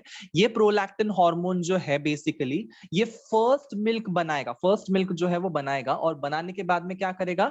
ये जो फर्स्ट मिल्क है वो थोड़ा सा गाढ़ा होता है, थोड़ा सा थिक होता है, ठीक है? और ये फर्स्ट मिल्क हमेशा बेबी को दिया जाना चाहिए because it is a very nutritious milk, very very nutritious milk. कोई कम्युनिटीज में कोई कोई जगहों पर ऐसा बोला जाता है कि नहीं नहीं वो बहुत गंदा दूध है, पहला दूध है ना, तो उसको निकाल दो, उसको उसको दो मत बेबी को। तो ये गलत है प्रैक्टिस। वो उसका हक है बेबी का, उस बेबी का वो हक है कि वो उसको दूध मिले, वो मिल्क उसको मिले। डॉक्टर्स बोलते हैं कि जो फर्स्ट दूध आता है, फर्स्ट मिल्क आता है, वो बेबी को मदर के पास से मिलना ही चाहिए, मतलब मिलना ही चाहिए, because it is called as colostrum. The first milk, as soon as after the childbirth is done, the first milk which is coming from the mammary glands of the female is called as colostrum.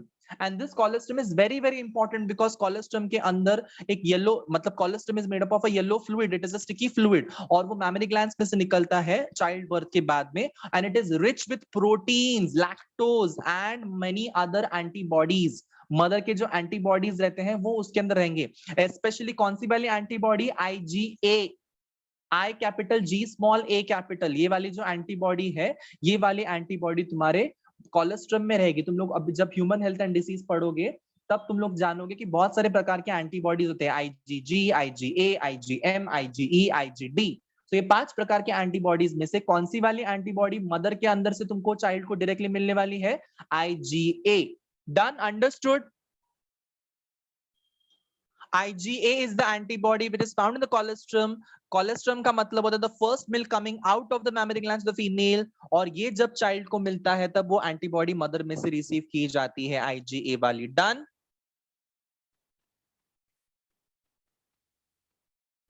जो fat content होता है ना guys colostrum का, वो लो होता है, but इसमें lactose भरपूर मात्रा में होता है, इसमें प्रोटीन्स भरपूर मात्रा में होता है, इसमें जो शुगर है, milk sugar that is lactose, ये भरपूर मात्रा में होता है, और साथ ही साथ में इसमें एंटीबॉडीज भी बहुत सारे होते हैं, IgA वाले एंटीबॉडीज।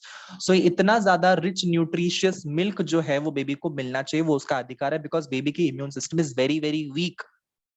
तो इम्यून सिस्टम को स्ट्रॉन्ग करने के लिए, बिकॉज अभी वो बाहर के एनवायरमेंट में आ गया, मम्मी के सेफ एनवायरमेंट से वो बाहर आ गया है, यस। सो बाहर आने के बाद में उसको वो सारी चीजें मिलनी चाहिए जो उसकी जरूरत है, ठीक है? तो वो जरूरत कौन पूरी कर रहा है? कोलेस्ट्रम पूरी कर रहा है। समझ में आया?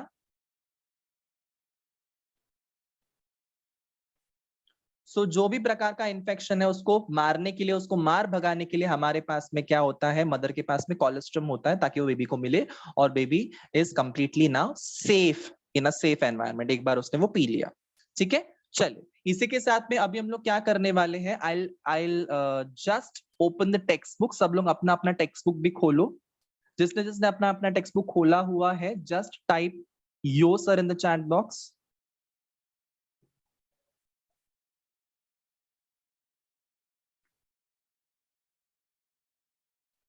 Yes, okay. जिसने भी अपना टेक्स्ट बुक खोला हुआ है बेस्ट, जिसने नहीं खोला अभी के अभी खोलो, ओपन करो, बिकॉज अभी का जो टॉपिक है वो कंप्लीटली थ्योरी बेस्ड है, उसमें कुछ ज्यादा दिमाग विमाग लगाने की जरूरत नहीं। जो अब तक हम लोग लगा रहे थे थोड़ा बहुत दिमाग, वो दिमाग लगाने की कोई जरूरत नहीं है। It is just theory based, और उसको बाय हार्ट करने के सिवा हमारे पास में कोई चारा नहीं है। बहुत सिंपल है ये टॉपिक, रिप्रोडक्टिव हेल्थ। ठीक है। रिप्रोडक्टिव हेल्थ जो टॉपिक है ये बहुत ही सिंपल है। रिप्रोडक्टिव हेल्थ का मतलब क्या होता है? According to World Health Organization, हम सबने ये नाम सुना रहेगा, वर्ल्ड हेल्थ ऑर्गेनाइजेशन। ये वर्ल्ड हेल्थ ऑर्गेनाइजेशन जो है वो रिप्रोडक्टिव हेल्थ को कैसे डिफाइन करती है? Reproductive health means total wellbeing in all aspects of reproduction. It is emotional, behavioural and social aspects along with the physical ones. Yes, मतलब कोई भी इंसान, चाहे वो मेल रहे चाहे वो फीमेल रहे, वो रिप्रोडक्टिवली सबसे अच्छी तरीके से उसकी हेल्थ होनी चाहिए, उसको कोई भी प्रकार का रिप्रोडक्टिव डिसीज नहीं होना चाहिए। साथ ही साथ में उसके बिहेवियर जो है, रिप्रोडक्टिव बिहेवियर जो है वो भी साउंड होना चाहिए, अच्छा होना चाहिए। उसका इमोशनल कंटेंट जो है वो भी सेटिस्फाई हो जाना चाहिए, तभी हम लोग बोल सकते हैं कि okay this person is having a proper reproductive health. समझ में आया? सिर्फ फिजिकल एस्पेक्ट को नहीं देखा जाता है, इमोशनल एस्पेक्ट को भी देखा जाता है, बिहेवियरल एस्पेक्ट को भी देखा जाता है, सोशल एस्पेक्ट को भी देखा जाता है along with the physical one. समझा सबको ये डेफिनेशन रिप्रोडक्टिव हेल्थ का? कि सिर्फ फिजिकली फिट होना मतलब ही रिप्रोडक्टिवली हेल्थ उसकी अच्छी है, ये जरूरी नहीं है। उसका इमोशनल, उसका बिहेवियर, उसका सोशल एस्पेक्ट सब कुछ टकाटक होना चाहिए। चलिए, हम रिप्रोडक्टिव हेल्थ को जब पढ़ते हैं मतलब किसी भी टॉपिक के अंडर, तब उसमें ना बहुत सारे प्रोग्राम्स के अंडर ये तहत ये रिप्रोडक्टिव हेल्थ को अचीव किया जाता है। मतलब क्या है कि इंडिया में बहुत सारे अलग अलग लेवल के प्रोग्राम्स चलते हैं, जिसका नाम है RCH programme. Now, what is RCH stands for? RCH stands for Reproductive and Child Health Care Programs.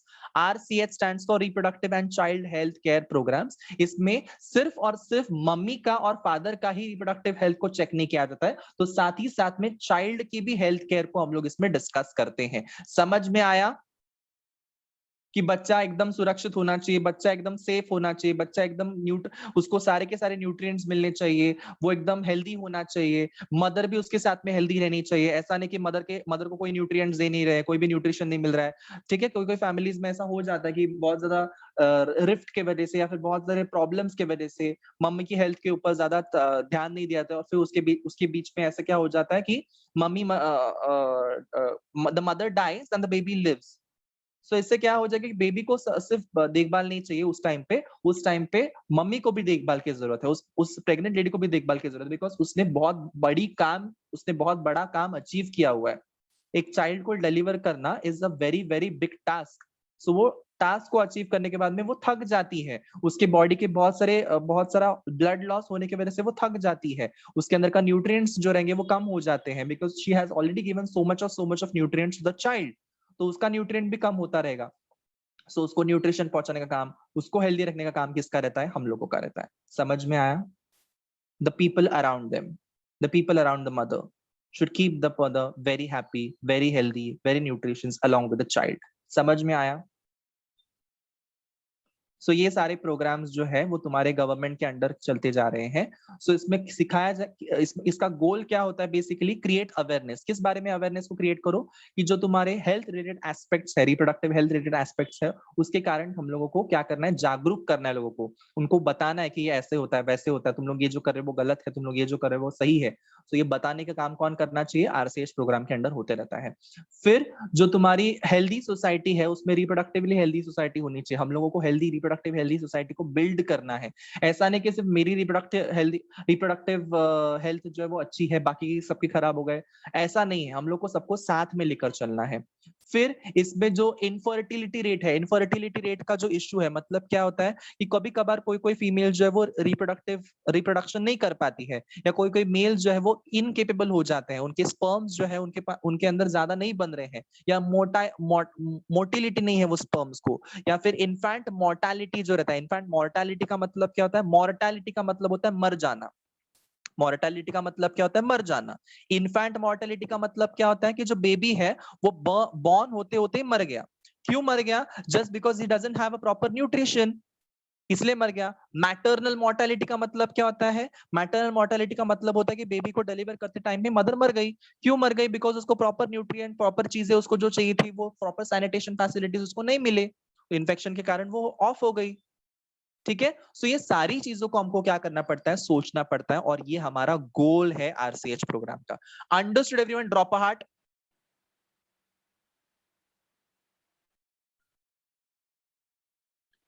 अब ये हमारे गोल्स हैं कि ये हमको अचीव करना है। बट ये गोल्स को हम लोगों को सक्सेसफुल करवाने के लिए हमारे पास में क्या क्या करना चाहिए हमको, तो 7 चीजें हैं, वो 7 चीजों का डिस्कशन अभी हम लोग करने वाले, 7 different aspects which we are going to discuss. The goals of RCH can be achieved by the following ways. यहाँ पे फर्स्ट वे क्या है, introduction of sex education in schools. बहुत बहुत इंपॉर्टेंट है। तुम लोगों ने ये देखा रहेगा कि बहुत बार ना स्कूल्स में जब जब आप लोग 7th स्टैंडर्ड में, 8th स्टैंडर्ड में, 9th स्टैंडर्ड में जाते हो, तो फीमेल आपकी जो क्लासमेट्स है उनको कहीं ना कहीं लेकर चलाया जाता है। तुम लोगों ने ऑब्जर्व किया, मेल्स ऐसे ही बैठे रहते हैं क्लासरूम के अंदर, बट फीमेल्स को स्पेशली लेकर जाया जाता है। तो अभी देखा है, तुम लोगों ने ऑब्जर्व किया है, और सब लोगों ने क्वेश्चन किया अपने मन में कि ऐसा क्यों हुआ है, ऐसा क्यों हुआ है कि सिर्फ ये फीमेल को क्या कर रहे हैं वहां पे जाके, उनको बहुत अच्छा कुछ खाना पीना खिला रहे हैं क्या, उनको बहुत मूवी वूवी दिखा रहे हैं क्या, या उनको उनको उनके मजे करवा रहे हैं क्या, कि कुछ कई पार्क वार्क में लेके जा रहे हैं, गेम खेलने के, गेम्स पीरियड के लेके जा रहे हैं क्या? नो, वो लोग उनको अवेयर करवाते हैं about their own body, about their own parts. ठीक है, that is very very very essential कि वो सारे स्कूल में ये प्रोग्राम होना चाहिए, because females should be aware about the body parts as well as males, as well as males को भी पता होना चाहिए कि ये होता है, and it is very normal, it should be practised. ठीक है, ये सब चीजें तुम लोग को सोचना चाहिए। जो सेक्सुअल फीलिंग्स को या इंटरकॉर्स को या किसी भी प्रकार की चीजों को ऐसे आप लोग बहुत घिनौने तरीके से जो देख रहे हो, वो घिनौने तरीके से आपको नहीं देखना चाहिए। It is a very beautiful feeling, it is a very beautiful thing.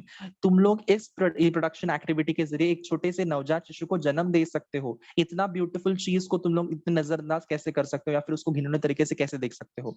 जो हमारे कंट्रीज में इतने सारे रेप केसेस हो रहे हैं, रेप विक्टिम्स हम लोग को जो दिख रहे हैं, वो क्यों हो रहे हैं? Just because the people are not very well educated, उनको सेक्स एजुकेशन दिया नहीं जाता है। उनके मन में कुछ भी गंदे ख्यालात इसलिए आते हैं just because they have seen this things, और उनको लगता है ये सारी चीजें कूल है।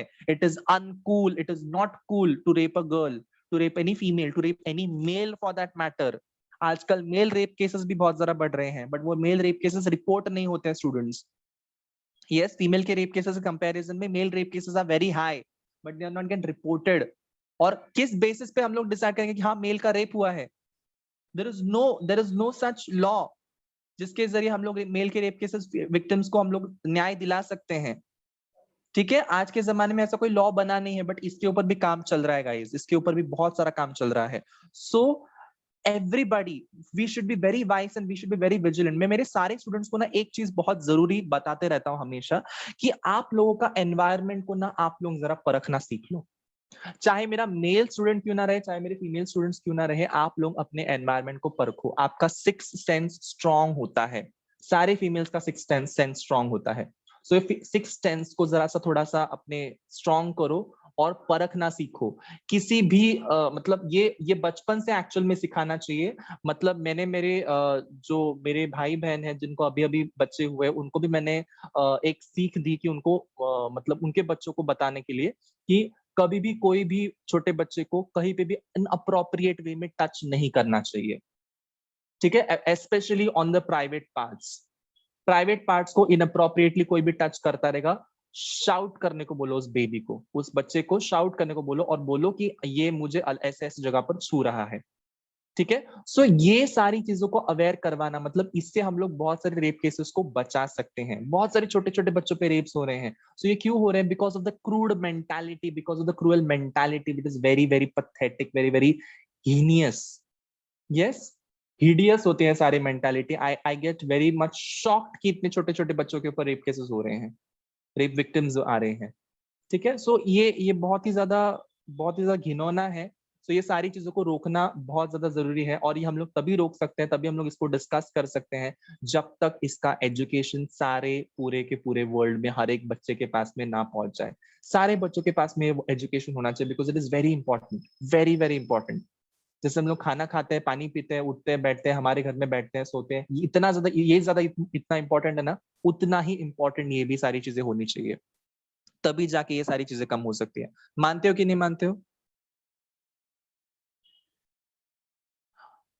सो बेसिकली ये I am not favouring any rapist, जो यहाँ पे रेपिस्ट जो है मैं उनको फेवर नहीं कर रहा हूँ कि ये लोग रेप क्यों कर रहे हैं, बट इनके पीछे का एक मेजर रीजन ये भी हो सकता है कि they are very much you know what you can say curious about the parts which females has.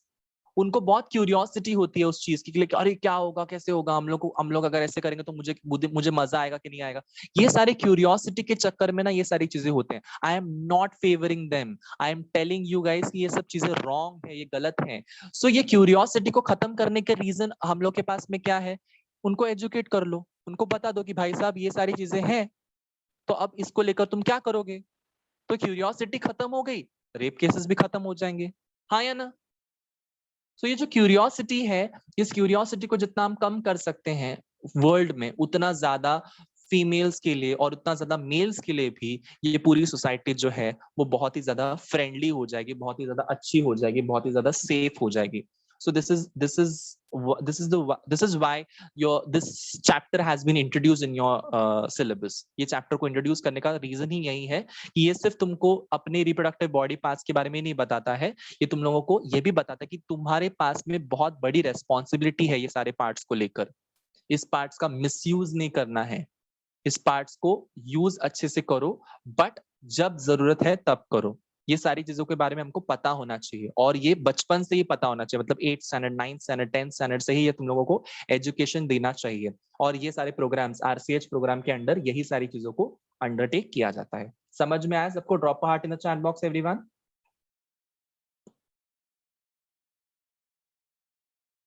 Yes, चलिए। सो जो डिस्करेजमेंट है, डिस्करेजमेंट किस चीज का डिस्करेजमेंट मैं बोल रहा हूँ कि जो चिल्ड्रन को जो सिखाया जाता है, मिथ सिखाया जाता है कि नहीं नहीं तुम लड़कियों के साथ में मत खेला करो, वरना तुम लड़कियों की तरफ ज्यादा अट्रैक्ट हो जाओगे और उनके उनके साथ में कुछ हो जाएगा, वगैरह वगैरह। तो ये जो मिथ्स हैं, ये जो छोटे छोटे मिथ्स है, जैसे फॉर एग्जाम्पल मेंस्ट्रुअल साइकिल के टाइम पे जो बहुत सारे मिथ्स होते हैं कि तुम लोग को किचन में नहीं जाना चाहिए, तुम लोग को मंदिर में नहीं जाना चाहिए। ये सारे जो मिथ्स है ना, ये मिथ्स को क्लैरिफाई करने की बहुत आवश्यकता है। ऐसा कोई भी चीज नहीं है कि तुम लोग किचन में नहीं जा सकते। मेंस्ट्रुअल साइकिल में कोई भी फीमेल किधर भी उसको जहाँ चाहे वहां वो जा सकती है, प्रोवाइडेड उसको कोई भी हार्म ना होना चाहिए। क्योंकि मेंस्ट्रुअल साइकिल के टाइम पे फीमेल की बॉडी थोड़ी सी वीक हो जाती है ब्लड लॉस की वजह से। इसलिए इफ शी इज एडवाइज्ड कि अगर आप काम नहीं करोगे, आज आप शांति से बैठे रहोगे, तो it is a very good practice. But बहुत बार क्या आप उसको इसको हम लोग कैसे वे में ले लेते हैं कि नहीं नहीं नहीं, फीमेल को यहाँ पे आने से मना कर दिया है, इसका मतलब ये खाना गंदा कर देगी, इसलिए मतलब हाथ यहाँ वहां लगाएगी तो खाना गंदा हो जाएगा, वगैरह वगैरह। It is not true, it is absolutely not true. ठीक है। सो ये सारा जो मिथ्स है मेंस्ट्रुअल साइकिल को लेकर, या फिर तुम्हारे रिप्रोडक्टिव साइकिल्स को लेकर, रिप्रोडक्शन को लेकर, ये जो मिथ्स है ये क्लैरिफाई करना बहुत जरूरी है। मंदिर में जाने से क्यों मना कर रहे हैं, किचन में जाने से क्यों मना कर रहे हैं? Just because females are not in a right position कि वो लोग उतना सारा काम कर सके। ठीक है, उतना सारा काम कर सके, उनको रेस्ट की बहुत ज्यादा जरूरत रहती है। इसलिए मेंस्ट्रुअल पीरियड्स के टाइम पे females are not allowed anywhere to go. ठीक है। इसका हम लोग उल्टा अर्थ क्या लेते हैं, नहीं नहीं नहीं, वहां पे जाने के बाद में फीमेल्स कुछ तो गड़बड़ करके आएंगी, इसीलिए उनको नहीं भेजा जाता है। So it is a wrong practice. ये रॉन्ग सोच है, गलत सोच है। गलत सोच को हमेशा अपने दिमाग से डिलीट कर दिया करो। Proper information about safe sex, hygienic sexual practices, sexually transmitted diseases, STDs, AIDS। STDs और AIDS के बारे में बहुत सारे आर्टिकल्स अवेलेबल हैं, उस आर्टिकल्स को पढ़ा करो, उनको समझो, उनको अंडरस्टैंड करो। AIDS किस वजह से फैलता है हम लोग पढ़ने वाले, no doubt in it. STDs जो रहते हैं, सेक्सुअली ट्रांसमिटेड डिसीजेस जो रहते हैं, वो किस वजह से फैलते हैं, ये भी हम लोग पढ़ने वाले हैं। मल्टीपल पार्टनर्स जो रहते हैं उनको अवॉइड करो। ये सारी चीजें हम लोग पढ़ने वाले हैं आगे के थोड़े टॉपिक्स में। बट इतना ध्यान में रखो कि इनके बारे में भी अवेयरनेस फैलाना बहुत जरूरी है, और ये आरसीएच प्रोग्राम के अंडर होता है। Done, understood.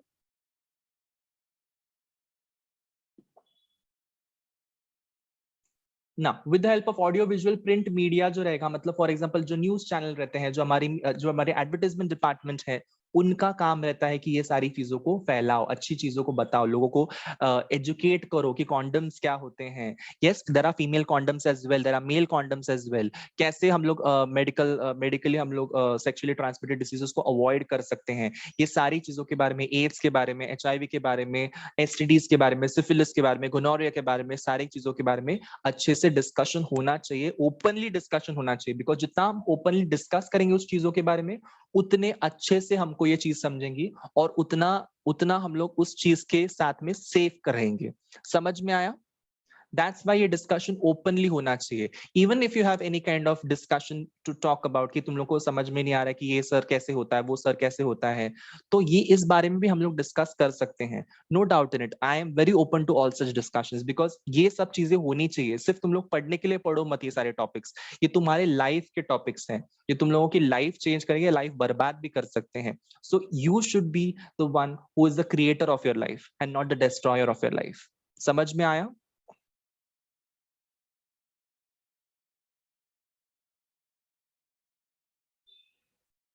चलिए आगे बढ़ते हैं। By educating the younger generation about birth control measures, हम सबको पता है कि आईपीएल की एडवर्टाइजमेंट्स कभी कभी क्रिकेट के टाइम पे आती रहती है, या कॉन्डम्स की एडवर्टाइजमेंट आती रहती है। सो ये एजुकेशन करना बहुत जरूरी है कि बर्थ कंट्रोल मेजर्स क्या क्या होते हैं। Prenatal care of pregnant women क्या होता है, मतलब जैसे ही बेबी बॉर्न हो जाएगा उसके बाद में प्रेग्नेंट वुमेन को हम लोग क्या बोलते हैं कि हाँ इसको अभी क्या जरूरत नहीं है, इसने तो बच्चा दे दिया है, इसके हम लोग केयर क्यों करेंगे। तो इसका भी केयर के बारे में भी सोचना पड़ेगा। Postnatal care of the mother का भी बहुत ज्यादा ख्याल रखना पड़ेगा। मतलब prenatal and postnatal का मतलब क्या होता है कि बच्चा बॉर्न होने से पहले और बच्चा बॉर्न होने के बाद में मदर की भी केयर उतनी इंपॉर्टेंट है उतनी जितनी चाइल्ड की केयर इंपॉर्टेंट है। चाइल्ड का जो ब्रेस्ट फीडिंग है ये भी, इसके ऊपर भी बहुत ज्यादा ध्यान देना पड़ेगा, क्योंकि बहुत बार बच्चे कम दूध पीने की वजह से क्या हो जाते हैं, वीक हो जाते हैं।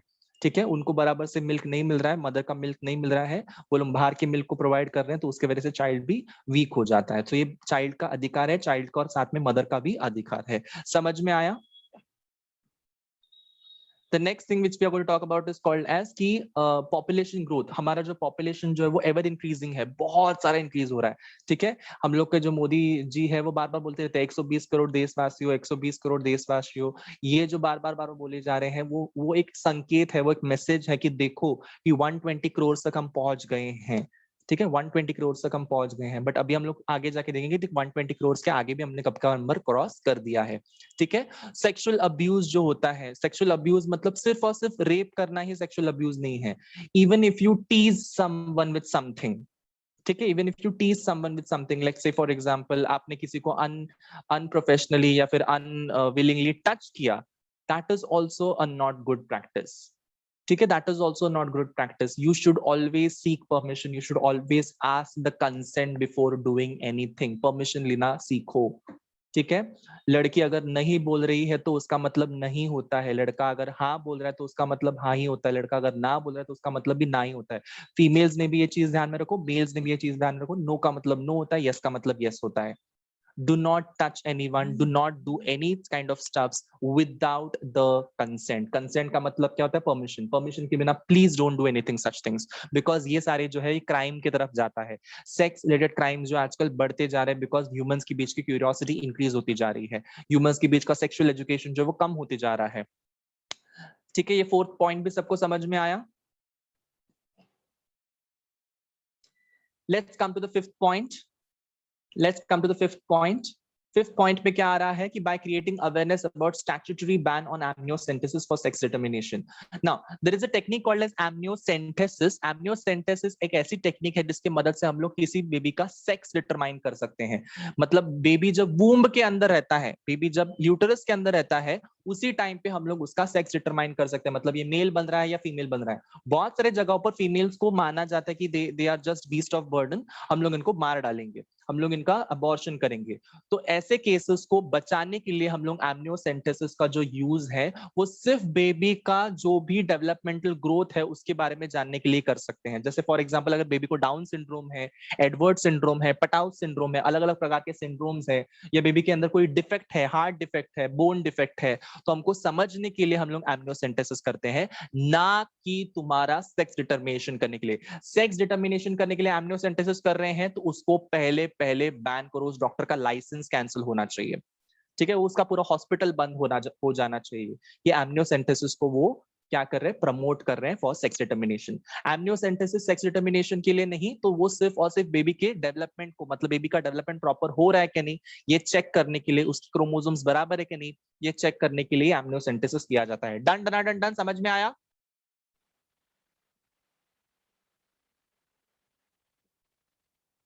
Now let's come on to the sixth point. Sixth point क्या बोला है? By creating awareness about child immunization programs. हम सबको पता है कि polio triple vaccine, booster vaccine, ये वैक्सीन, वो वैक्सीन, बहुत सारे प्रकार के इम्यूनाइजेशन प्रोग्राम्स चलते रहते हैं. जैसे बेबी बॉर्न हो जाता है, उसके पास में एक रिपोर्ट कार्ड की तरह कार्ड आता है. यस, वो कार्ड के ऊपर सारे वैक्सीन का नाम लिखा रहता है, उसको कौन से महीने में, कौन से साल में, कब दिया जाना चाहिए, कितने बार दिया जाना चाहिए, उसका पूरा रिपोर्ट उसके ऊपर रहता है. सो वो कार्ड को जो है वो हम लोग को गवर्नमेंट हॉस्पिटल से मिलता है और वहां पे जाके हम लोग को उस बच्चे का वैक्सीनेशन करना जरूरी है, बिकॉज वैक्सीनेशन भी उस चाइल्ड का अधिकार है. समझ में आया? गीता, ऋतुजा, पीयूष, तनुजा, सुजल, एवरीवन. चलिए, बहुत इजी टॉपिक है, कुछ भी नहीं है इसके अंदर. Just I am reading it and I am explaining it. Last point, seventh point जो हमारा है, आरसीएच प्रोग्राम कैसे अचीव किया जाना चाहिए उसके ऊपर. लास्ट पॉइंट जो, by educating couples to reduce mortality rate on newborns and maternal mortality rate. जो मदर मर रही है या फिर जो बेबी मर रहा है, इसके ऊपर का जो एजुकेशन है ये भी हमको देना चाहिए उस कपल्स को, ताकि वो कपल जो है वो हेल्दी रह सके और उसका बेबी भी हेल्दी रह सके. डन? समझ में आया 7 के 7 पॉइंट्स? किसी को भी कुछ भी doubt, drop a heart in the chat box if you have no doubt.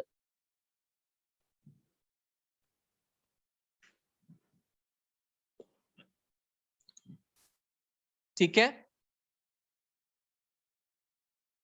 7 point repeat करूं? पीयूष बोल रहा है फाइन. 7 पॉइंट में क्या बोला बेटा? एजुकेशन करना है कपल्स का. कपल्स का एजुकेशन क्यों करना है? बिकॉज अगर उसमें से कोई लेडी प्रेग्नेंट हो जाती है, let's say for example couple में से एक लेडी प्रेग्नेंट हो गई, तो वो लेडी का मोर्टालिटी का मतलब क्या होता है? मोर्टालिटी का मतलब होता है डेथ. वो डेथ नहीं होना चाहिए, उसका हेल्थ का इश्यूज नहीं होना चाहिए. तो हेल्दी रहने के लिए हम लोग को उसको न्यूट्रिएंट्स अच्छे से देने पड़ेंगे, उसका टाइमली केयर लेना पड़ेगा, उसको कोई डिसीज तो नहीं है ये देखना पड़ेगा. ये सारी चीजों को हम लोग को कब समझ में आएगा? जब वो एजुकेटेड कपल रहेगा. यस और नो? सो एजुकेटेड कपल के साथ में ये मोर्टेलिटी रेट नहीं होती है, डेथ रेट्स नहीं होते हैं फीमेल्स के साथ में, और उसके न्यूबॉर्न्स का भी डेथ रेट नहीं होता है. समझ में आया? मोर्टेलिटी बेसिकली नहीं होनी चाहिए. मोर्टेलिटी का मतलब क्या होता है? डेथ. मोर्टेलिटी मतलब डेथ. नेटालिटी का मतलब क्या है? Opposite of mortality. नेटालिटी मतलब बर्थ एंड मोर्टेलिटी मतलब डेथ. समझा?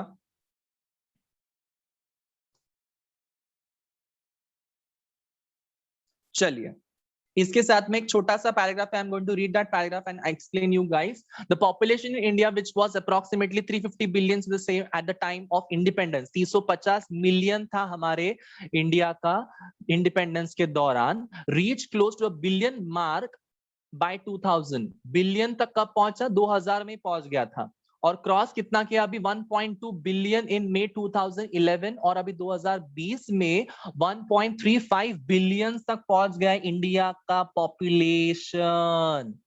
सो हम लोग देख सकते हैं कि कितना पॉपुलेशन धड़ाधड़ धड़ाधड़ धड़ाधड़ 2020-2021 में बढ़ते जा रहा है.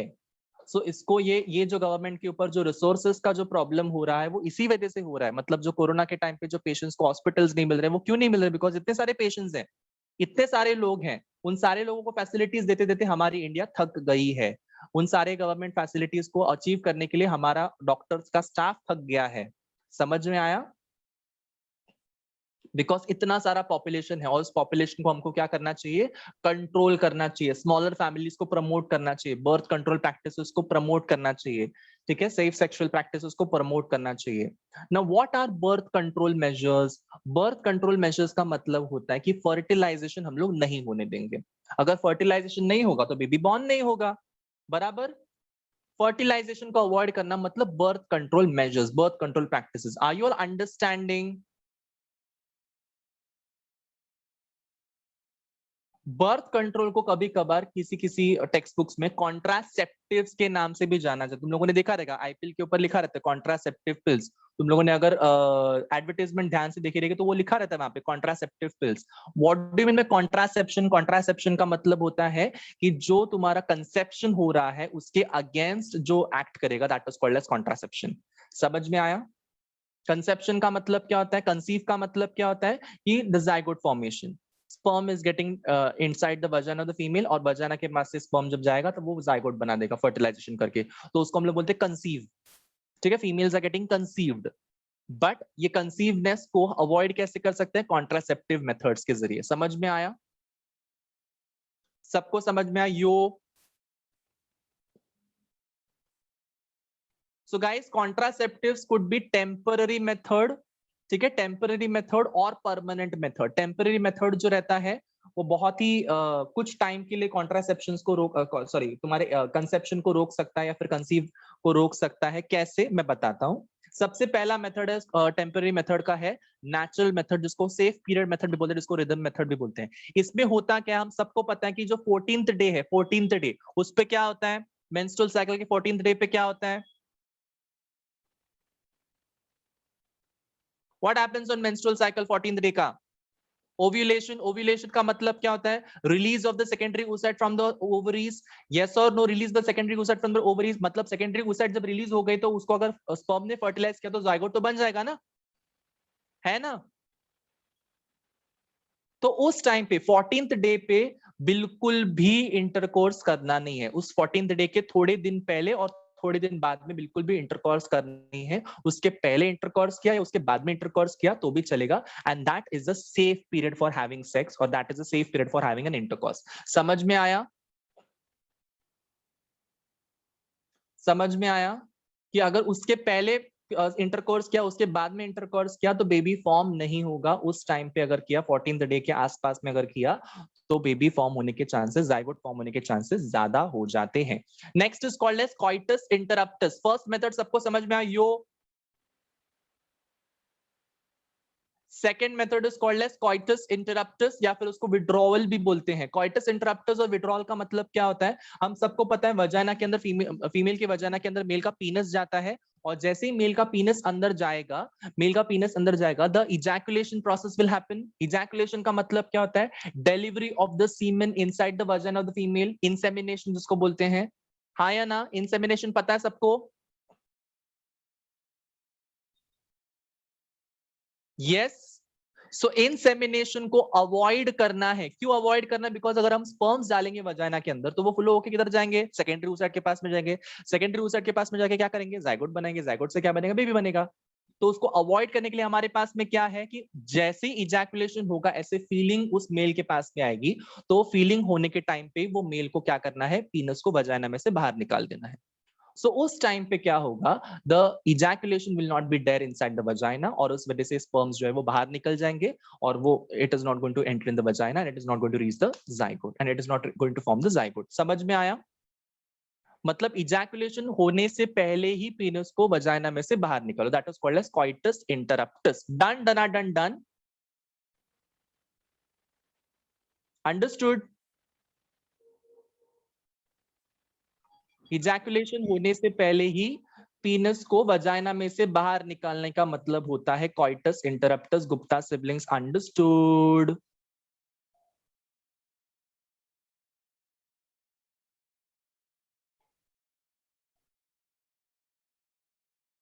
गीता को अभी भी समझ में नहीं आया,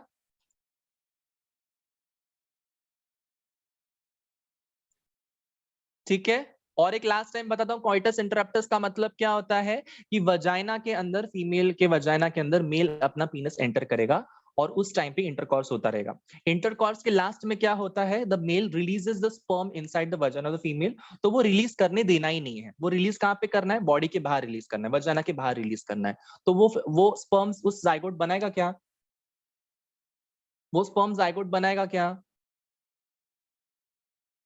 नहीं बनाएगा, बिकॉज बॉडी के बाहर रिलीज किया है, वजाना के बाहर रिलीज किया है। मतलब क्या किया हम लोगों ने, इजैकुलेशन के पहले ही पीनस को बाहर निकाल दिया, स्पर्म अंदर रिलीज ही नहीं किए हैं। That is called as coitus interruptus या फिर विड्रॉवल। विड्रॉवल का मतलब क्या होता है, बाहर निकालो, बाहर निकालो। इरजाई सेइंग में सर वॉइस बहुत ब्रेक हो रहा था। ओके, अब ब्रेक हो रहा है।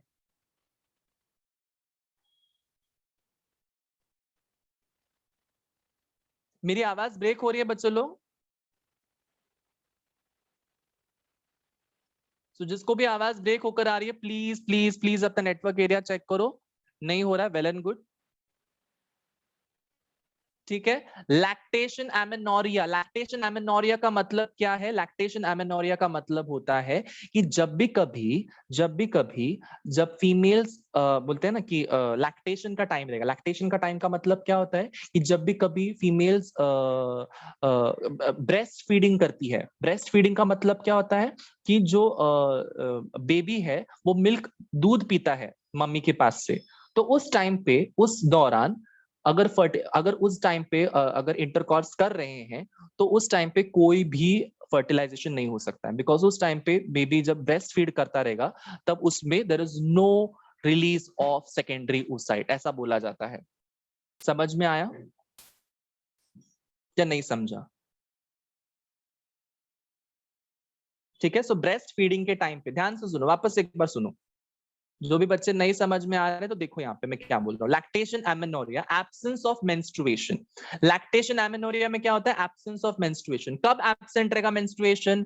जिस दौरान बेबी मदर के ब्रेस्ट के ऊपर फीड करता है, मिल्क का फीडिंग होता है मदर से, उस टाइम पे हम लोग क्या बोलते हैं? उस टाइम पे मेंस्ट्रुएशन फीमेल का गायब हो जाता है। There is no menstruation because mother has to focus completely on that baby, right? The first baby which is formed. हाँ या ना? So उसको और एक बच्चा पैदा करने का उस चक्कर में नहीं करना है, इसीलिए उसको उस पे फोकस रखना है।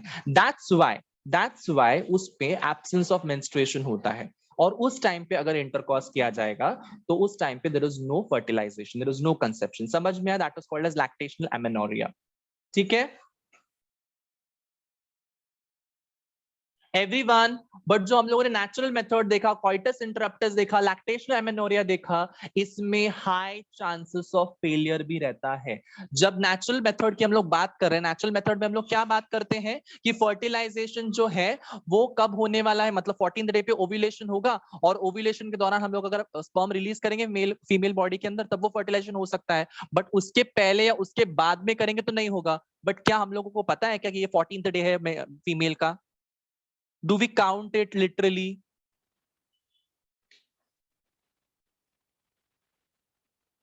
Yes, नहीं काउंट करते हैं। मतलब क्या है कि काउंट करने के बाद हमको पता चलेगा, और हर टाइम पे हर महीने में 14th डे उसी दिन पे आएगा जरूरी नहीं है। समझ में आया? और उसी टाइम पे रिलीज किया जाएगा ऐसा जरूरी नहीं है। समझ में आया? उसके बीच में कभी ना कभी रिलीज किया जा सकता है, तो इसका भी ड्रॉबैक है। फर्स्ट मेथड का भी ड्रॉबैक है। सेकंड मेथड का भी ड्रॉबैक क्या है? क्योंकि हम लोगों ने बोला कि वजाइना में से पीनस को बाहर निकाल दो इजैकुलेशन के टाइम पे, इजैकुलेशन वजाइना के अंदर नहीं होना चाहिए। सो जब ये होता है उस टाइम पे क्या होता है कि जो प्री इजैकुलेशन फ्लूइड जो निकलता है ना तुम्हारे काउपर्स ग्लैंड में से, तुम लोगों ने देखा रहेगा काउपर्स ग्लैंड में से प्री इजैकुलेशन फ्लूइड निकलता है, यस और नो? जो लुब्रिकेशन करता है वजाइना का और पीनस का, यस। सो उस फ्लूइड के अंदर भी कभी कभार स्पर्म्स आ जाते हैं, उस फ्लूइड में भी कभी कभार जो बचे कुछ स्पर्म्स जो है वो भी आ जाते हैं। समझ में आया? समझ में आया? प्री इजैकुलेशन फ्लूइड के अंदर भी स्पर्म्स रहते हैं, जरूरी नहीं कि सिर्फ इजैकुलेटरी फ्लूइड के अंदर, सीमेन के अंदर ही स्पर्म्स रहे, उसके पहले जो फ्लूइड छोटा छोटा थोड़ा थोड़ा रिलीज हो रहा है उसके अंदर भी स्पर्म हो सकता है, और वो स्पर्म भी फर्टिलाइजेशन कॉज कर सकता है। डन। लैक्टेशनल एमेनोरिया का भी हाई फेलियर है, हाई रेट ऑफ फेलियर है। There is a one more method called as chemical means, that is also called as spermicide. Spermicide का मतलब क्या होता है? जैसे इंसेक्टिसाइड क्या करता है बच्चों लोग? What does insecticide does? Insecticide pesticide क्या करता है?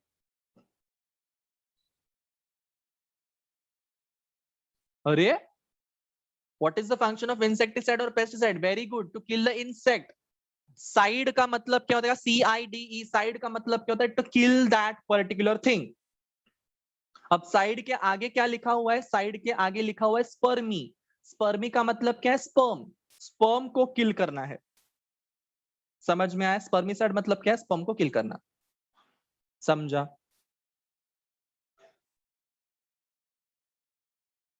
अब स्पर्मिसाइड किधर डाला जाएगा? स्पर्मिसाइड डाला जाएगा वजाइना के अंदर। देयर आर सर्टेन टैबलेट्स, ठीक है, क्योंकि टैबलेट्स रहते हैं, तो अगर वजाइना के फीमेल के वजाइना के अंदर वो टैबलेट डाल दिया तो वो फोम फोम जैसा क्रिएट करेगा।